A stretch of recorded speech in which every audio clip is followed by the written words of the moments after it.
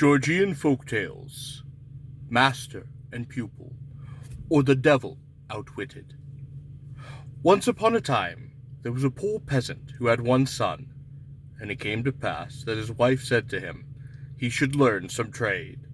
For when he is separated from thee, what will he do if he is left ignorant like thee? The wife importuned him, and she gave him no rest. So the peasant took his child and went to seek a master for him.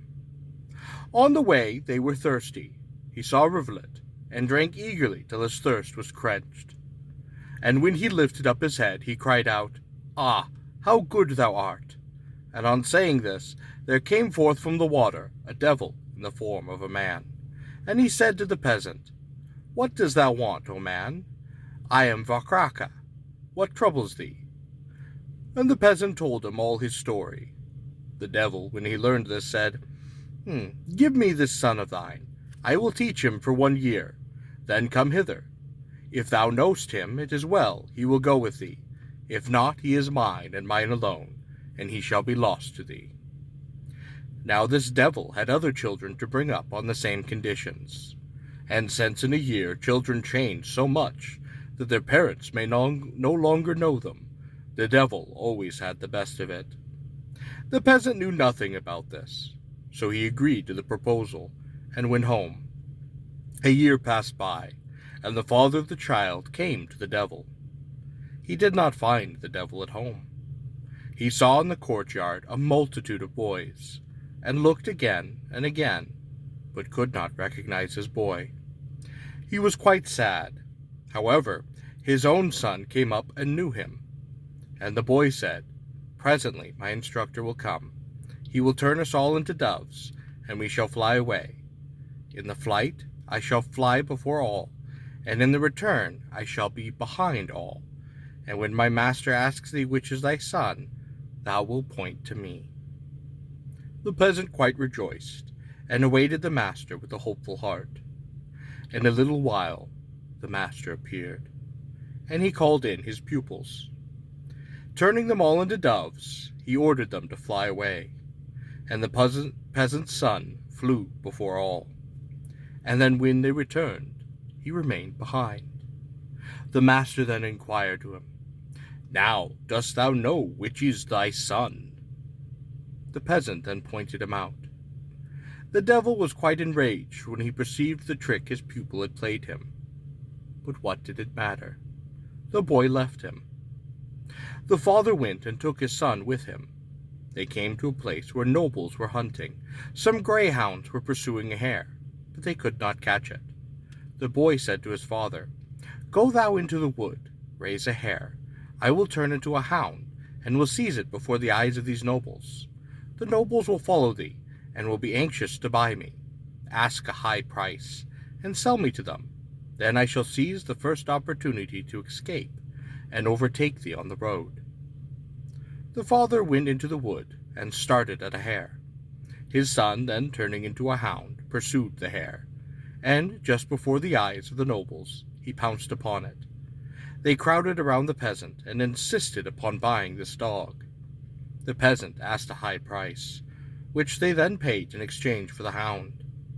The nobles attached a cord to the dog, and went on their way. When they had traveled a little way along the road, a hare started from the thicket, and they let the hound loose, and sent him after it. When he had chased the hare a long way, and had lost sight of the nobles, he changed again into a boy, and followed after his father. The father and son went upon their way. The money seemed quite inadequate. "I must get some more," said the son. They looked around, and another party of nobles were pursuing a pheasant. The falcons flew after it, but for some reason they could not catch it. The boy changed himself into a falcon, and sported with the pheasant in the air. Just before the noble's eyes, he brought it down. They were frantic with pleasure, and said to the peasant, "Thou must sell this falcon to us." The peasant again fixed a quite high price, to which the nobles agreed, and this they paid him in exchange for the falcon.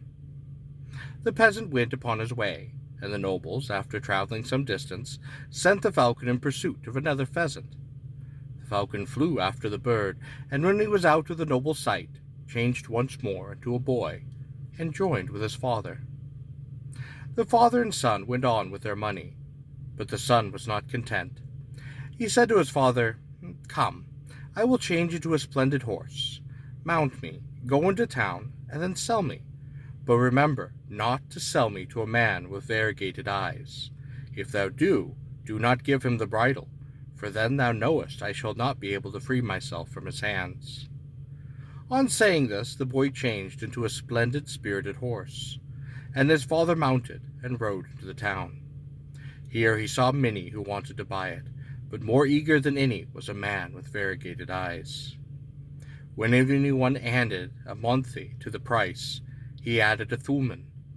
The love of money conquered the peasant, and he sold the horse to the man with variegated eyes.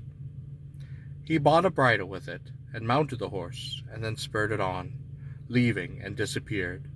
He could no longer contain his joy that he had his pupil once more in his power. After reaching home, he shut the horse in a dark room, and locked the door. His pupil lay down, and was quite sad. He thought and grieved, but there seemed to be no help for him.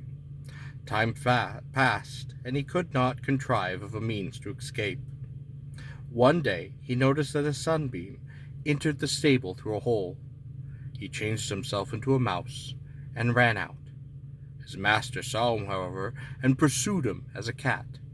The mouse ran, and the cat followed, and just when the cat was about to seize him upon his mouth, the mouse turned into a fish and leaped into a stream.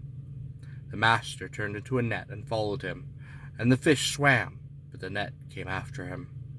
But just when the net was about to cover him, the fish changed to a pheasant and flew into the air. The master pursued him then as a falcon, and the pheasant flew on, and the falcon followed. When the falcon was about to turn its claws into him, he turned into a red apple and rolled into the king's lap. The falcon changed into a knife in the king's hand, but just as the king was going to cut the apple, it changed into a cody of millet and spread upon a cloth. The devil changed himself into a brood hen and began to eat upon it. When it had eaten almost all and only left the grain, this grain turned into a needle, and rolling in front of the hen, which changed into a thread in the eye of the needle. As it was about to hold back the needle ran into the fire, and then burned the thread. The boy thus escaped from the devil, and went home to his father, and they lived happily ever together.